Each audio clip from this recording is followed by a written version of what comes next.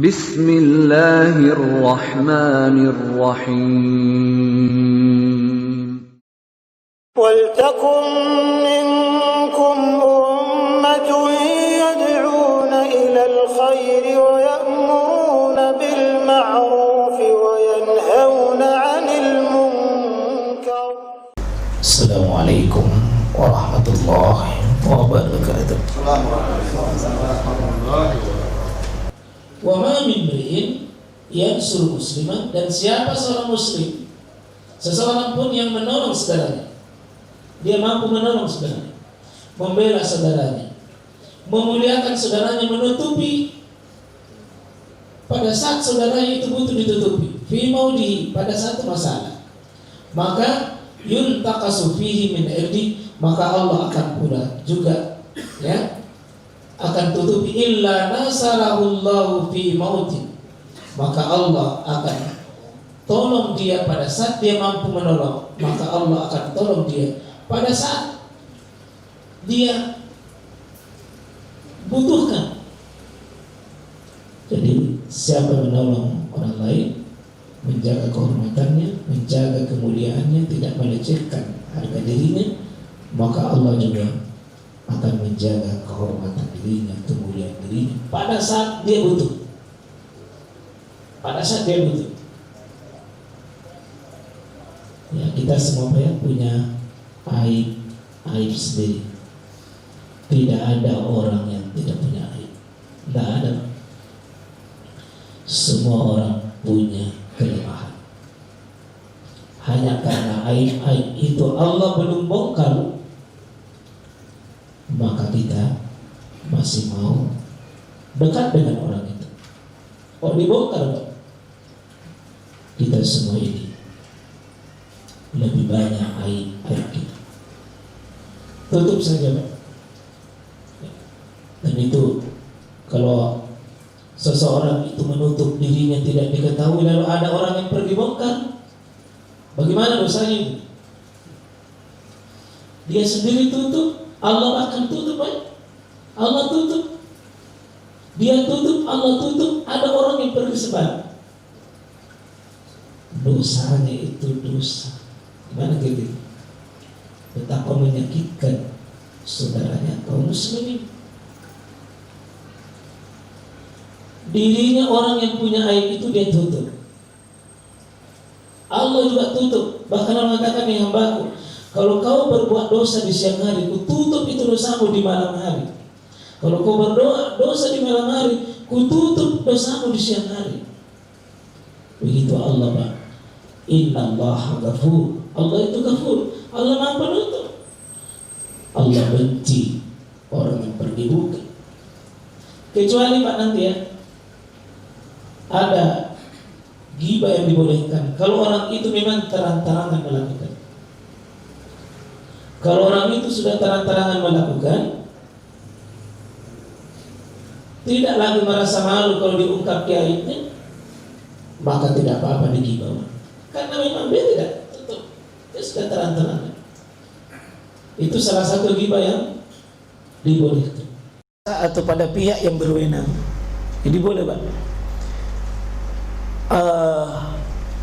Hindun, sang istri, pernah mengadukan suaminya sama Nabi. Nah, itu suamiku kikir sekali. Maka dia sebut kikirnya suaminya. Itu boleh, Ustaz? Iya. Tapi ini sama siapa bicara begitu? Sama siapa bicara? Sama siapa bicara? Kalau penguasa yang bisa menangani masalahnya ini orang, boleh. Seperti saudaranya itu boleh. Kalau orang saudaranya itu bisa natasi, dia sebagai penguasa atau orang yang berwenang untuk menyelesaikan. Murid bisa bicara sama gurunya, Pak, begini sebulan, boleh dilapor. Di pengadilan juga begitu. Saya cerai, tuntut cerai, kenapa? Suamiku begini, istriku begini. Sebut di pengadilan. Boleh. Tapi jangan konferensi pers. Tidak boleh konferensi pers. si fulan talak istrinya karena istrinya begini. Jangan. Kecuali ditanya oleh hakim. Jadi tadi si Hindun melaporkan suaminya Abu Sufyan. Maka dia tanya, ya Rasul, bolehkah saya mengambil isi dompetnya tanpa sepengetahuan suamiku? Apa kata Nabi? Boleh, ambil saja isi dompetnya. Tapi ibu, jangan kira nulis itu, belum itu. Bukan diambil semua. Kalau diambil semua itu sadis namanya. Sesuai kebutuhanmu yang merupakan hakmu. Hakmu, hak anaknya. Kuat merokok, tapi pembayaran SPP-nya anaknya tidak bayar. Ambil di kantornya, bayarkan SPP-nya. Boleh. Tapi jangan ambil melebihi kebutuhan. Jangan mencuri namanya. Jadi itu Bang. Ini boleh. Meminta tolong agar dihilangkan dari suatu perbuatan mungkar dan untuk membuat orang berbuat kemungkaran tersebut kembali pada jalan benar. Ini tanyakan tadi Pak Ustaz Amri. Ya. Jadi supaya dia tidak melebar itu kemungkarannya. Meminta fatwa kepada mufti boleh. Ya. Jadi boleh minta fatwa. Begitu dia minta fatwa, dia harus jelaskan kezaliman yang dilakukan oleh orang. Dia harus jelaskan. Boleh. Mengingatkan kaum muslimin satu kejelekan seperti mengungkap jeleknya hafalan seorang perawi hadis. Boleh, Pak.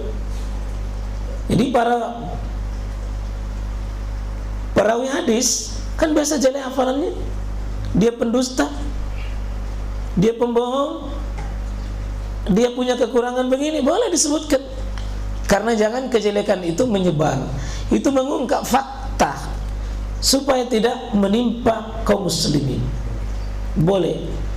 Ini namanya ada dalam ilmu hadis, namanya ilmu jarh wa ta'dil. Ilmu yang mengetahui celaannya perawi, wa ta'dil, dan ilmu yang mempelajari bagaimana keadilan dan kebaikannya seorang perawi. Kenapa kita selalu mengatakan oh hadis ini sahih? Oh karena ta'dil. Oh hadis ini lemah, palsu, karena kita belajar ilmu jarh, ilmu mencelah, supaya tidak korban yang lain, dijelaskan yang sebenarnya. Dan tidak ada maksud apa-apa kecuali sampainya kebenaran pada orang lain. Nah, ini boleh, Pak. Pelaku maksiat yang terang-terangan, pelaku bidah yang terang-terangan, itu boleh disebut. Tapi terbatas ya pada sesuatu yang masalahnya itu. Jangan yang lain dicerita. Kita sebut kejelekannya orang padahal topik kita kan cuma maksiat dan bidahnya. Yang sudah terang-terangan jangan disebut yang lainnya. Jangan. Menyebutkan orang lain dengan sebutan yang sudah ma'ruf. Ini ma'ruf ya. Artinya sudah dikenal dan dia menerima keadaan itu. Untuk memberikan apa? Identifikasi untuk membedakan orang lain. Boleh. Misalnya si buta tapi dia tidak marah karena memang buta dan tidak ada maksud untuk menghina dia, dan dia menerima itu. Siapa tadi lewat itu? Oh si buta. Tidak ada maksud apa-apa. Bagaimana saya berhadapan dengan dia, lalu kita diminta untuk memberikan solusi. Allah Ta'ala alam, saya insya Allah kategori seperti itu bukan ghibah. Kalaupun ghibah adalah ghibah yang dimasukkan pada oleh Imam An-Nawawi tadi tentang 6 hal yang dibahkan karena ada maslahat. Ada maslahat, ada ihwah kita yang harus disebut kejelekannya baru bisa diatasi masalah. Ya, ada di antara ihwah kita Ada seseorang yang punya niat yang baik, Ustaz, ada jamaah kita begini, ada begini. Hanya berdua ini disebut.